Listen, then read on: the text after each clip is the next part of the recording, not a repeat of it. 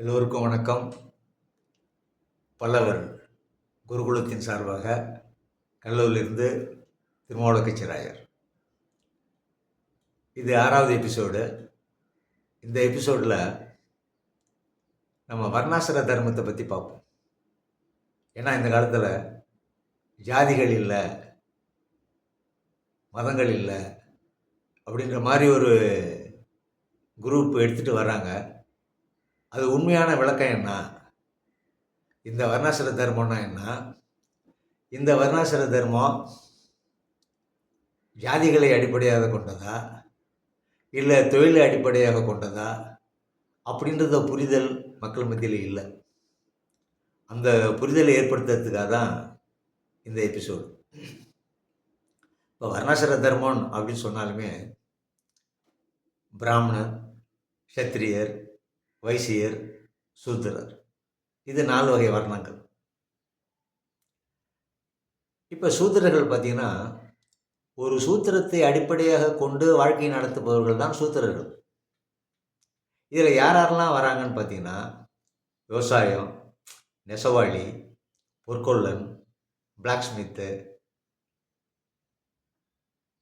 யார் ஆப்ரேஷன் ஒர்க்கிங்கில் இருக்கிறாங்களோ அவங்களாம் coming under the category of சூத்திராஸ்.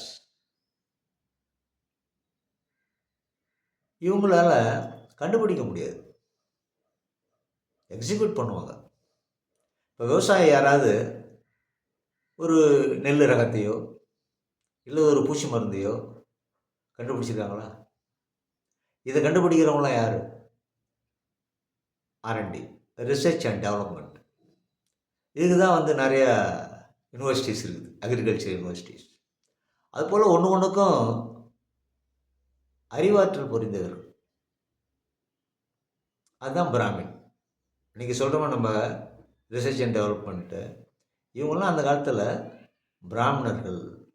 பிராமணர்கள்னாக்கா ரொம்ப அறிவாளிகள்னு அர்த்தம். ரொம்ப எளிமையாக வாழ்ந்துக்குவாங்க. அதில் பிரம்மஞானம் பெற்றவர்கள், எல்லா கலைகளையும் கற்று உணர்ந்தவர்கள், இவங்க தான் பிராமணர்கள். இப்போ பிராமணருக்கும் சூத்திரனுக்கும் உள்ள வித்தியாசம் உங்களுக்கு புரிஞ்சிருக்கும்னு நினைக்கிறேன். இதே வைசியர்களுக்கு வரும். ஒரு இடத்துல விளையிற பொருளையோ அல்லது உற்பத்தி ஆகிற பொருளையோ உலகம் பூரா எடுத்துகிட்டு போவான். எங்கே டிமாண்ட் இருக்குதுன்னு தெரிஞ்சு அங்கே கொண்டு போய் விற்பான்.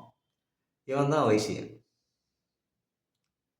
இப்போ சூத்திரன் என்பவர், சத்திரியன் என்பவர் யார்? இப்போ நிர்வாகம், அந்த காலத்தில் மன்னர்கள் நிர்வாகம் பண்ணாங்க, படைத்தளபதிகள் நிர்வாகம் பண்ணாங்க. இப்போ அதே சிஸ்டம் தான். இப்போ மந்திரிகள், அடுத்தது கலெக்டர்ஸ், எஸ்பிஸ், இப்போ துறை சார்ந்த மாநில அளவுலேயும் மாவட்ட அளவுலேயும் இருக்கிற அதிகாரிகள், இவங்கெல்லாம் coming under the category of Kshatriyas. இது தொழிலை அடிப்படையாக வச்சுருந்தான். இப்போ சூதரனை பார்த்தோம், வைசியனை பார்த்தோம், சத்திரியனை பார்த்தோம். பிராமின் என்ன சொல்கிறான் அகத்தில்?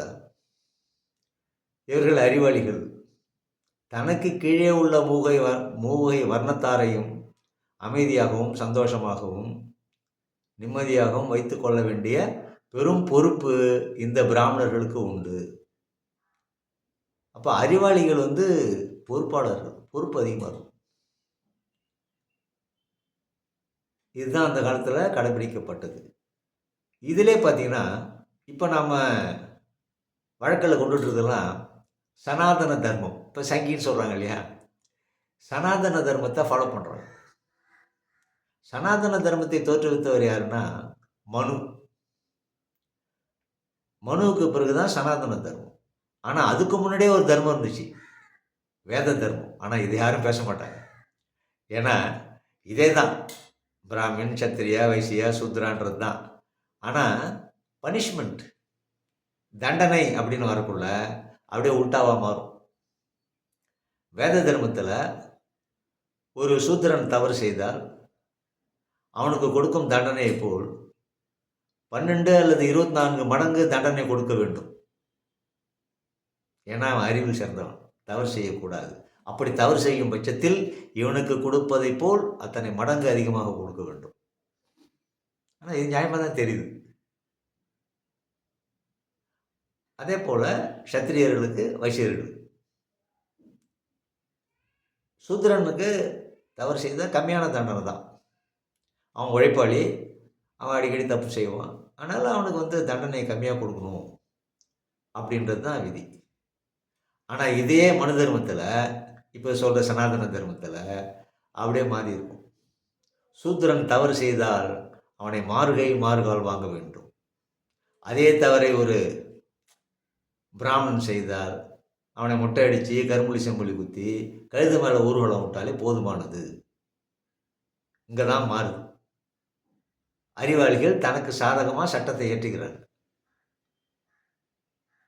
அதிகமாக புரிஞ்சிருக்குன்னு நினைக்கிறேன் உங்களுக்கு. இப்போ இந்த சனாதன தர்மத்தை ஃபாலோ பண்ண போகிறீங்களா, இல்லை வேத தர்மத்தை ஃபாலோ பண்ண போகிறீங்களா அப்படின்றது உங்களுடைய கருத்து. இப்போ ஒரு சூத்திரனாக இருக்கிறவன் தன்னுடைய முயற்சியால் பிராமணனாக மாறலாம். அதே போல் வைசியனாக இருக்கிறவன் பிராமணனாக மாறலாம். எல்லாமே அவங்களுடைய திறமையின் அடிப்படையில், தகுதியின் அடிப்படையில் இது மாற்றிக்கொள்ளலாம். இது முழுக்க முழுக்க தொழிலை அடிப்படையாக கொண்டது. இப்போ பிரம்மம் அப்படின்றது ஒன்று, அதான் பிராமணர்கள். பிரம்மத்தை அனுதினமும் தியானித்தபடி இருப்பவர்கள் பிராமணர்கள். பிரம்மன்றது ஒரு குவாலிஃபிகேஷன், ஒரு நிலை, ஒரு தகுதி. பிராமணர்கள் அந்த நிலையை அடைஞ்சவங்க பிராமணன். ஆனால் அவன் பொண்டாட்டியே சூத்திரன்னு சொல்லுவான். அப்போ இதுலேருந்து என்ன தெரியுது? குவாலிஃபிகேஷன் அடிப்படையாக வச்சு தான் இந்த தொழில்கள் அமைக்கப்பட்டது. காலப்போக்கில் அவனுக்கு பிறந்தவன் அவன் புள்ள பிராமின், அவனுக்கு ஒன்றுமே தெரியாது, ஆனால் பிராமின் பாப்பான்னு சொல்லிப்போம். இதை நீங்கள் நல்லா புரிஞ்சுக்கிட்டீங்கன்னா உங்களுக்கு எல்லாமே புரியும், தெளிவு ஏற்படும். தெளிவுதனில் தெளிவு தரும் சிவராஜ யோகம். இதை நீங்கள் தெளிவாகணும். எந்த காலத்திலையும் இந்த தொழிலை மாற்றவே முடியாது. உற்பத்தின்றது ஒரு தொழில், விநியோகன்றது ஒரு தொழில், நிர்வாகன்றது ஒரு தொழில், R&Dன்றது ஒரு தொழில், ரிசர்ச் அண்ட் டெவலப்மெண்ட். இப்போ நீங்கள் என்ன பண்ண போகிறீங்க? எப்படியா இருந்தாலும் எந்த ஒரு ப்ரொடக்ஷனாக இருந்தாலும் அதுக்கு முன்னாடி ரிசர்ச் பண்ணுவாங்க, ஆராய்ச்சி பண்ணுவாங்க. ஆராய்ச்சி பண்ணி முடிச்சிட்ட பிறகு production, any full can do production. உற்பத்தி யார் வேணால் செய்யலாம், ஆனால் ஆராய்ச்சி பண்ணுறது தான் கஷ்டம். அதே போல் மார்க்கெட்டிங் நிறைய ஸ்ட்ராட்டஜி இருக்குது. அதை நீங்கள் பயன்படுத்தினா தான் மார்க்கெட் பண்ண முடியும். உற்பத்தியாளன் அறிவில் குறைந்தவனாக இருப்பான். வியாபாரி அவனை விட அறிவில் மேம்பட்டவனாக இருப்பான். நிர்வாகம் செய்தவன் அவனை விட அறிவாளியாக இருப்பான். பிராமணர்கள் எல்லாரை விடையும் தலை சிறந்தவர்களாக இருப்பார்கள். நீங்கள் பிராமணனாக மாறணுமா, சத்திரியனாக மாறணுமா, வைசியனாக மாறணுமா, இல்லை சூத்திரனாக மாறுவான்றது நீங்கள் தான் முடிவெடுத்துக்கணும். அதனால் வேதத்தை பற்றிய சரியான புரிதல் இல்லாமல் இருந்துச்சு. ஏதோ எனக்கு தெரிஞ்சது நான் சொல்கிறேன், இதை ஆராய்ச்சி பண்ணுங்க, அதை நீங்கள் பரப்புரை செய்யுங்க. இப்போ இருக்கிறது R&D, execution, trade, Shudras, workers, இந்த கேட்டகரி தான் வரும். நீங்கள் எப்படி தான் என்ன தான் பண்ணி பார்த்தாலும் இந்த 4 வகை தொழில்கள், இது அடிமைப்படுத்தி வாழறது, உயர்ந்தது வாழறது, இதெல்லாம் அவங்கவுங்களுடைய சாமர்த்தியம், அரசனுடைய இது. அரசு இதில் கவனம் செலுத்திச்சுனாக்கா நல்ல ஒரு அமைதியான வாழ்க்கையை கொடுக்கலாம். ஆனால் இப்போ இருக்கிற அரசை பாருங்கள், அந்த தண்டனை விதத்தில் ஒன்றுமே சொல்லிக்க முடியாது. சட்டங்கள் இவங்களே போடுவாங்க, இவங்களே அதை மீறுவாங்க. அப்போ என்ன தர்மம்? இது கலியுக தர்மம். கலியுகத்தில் இப்படி தான் இருக்குன்றது விதி. கிருதயுகம், திரேதாயுகம், துவாபரயுகம், கலியுகம். இப்போ களி முத்தி போயிடுச்சு அப்படின்றது எங்கள் மொத்தம் கேட்குறோம். ஆனால் மாற்றம் ஒன்றே மாறாது. இது மாறி களி மாறி கிருதயுகம் வரும். கிருதன்னா சத்தியம்னு அர்த்தம். சத்தியமான ஒரு யுகம் வரப்போகுது. அதுக்கெல்லாம் நீங்கள் உங்களை தயார் பண்ணிக்கிங்க. Okay, thank you.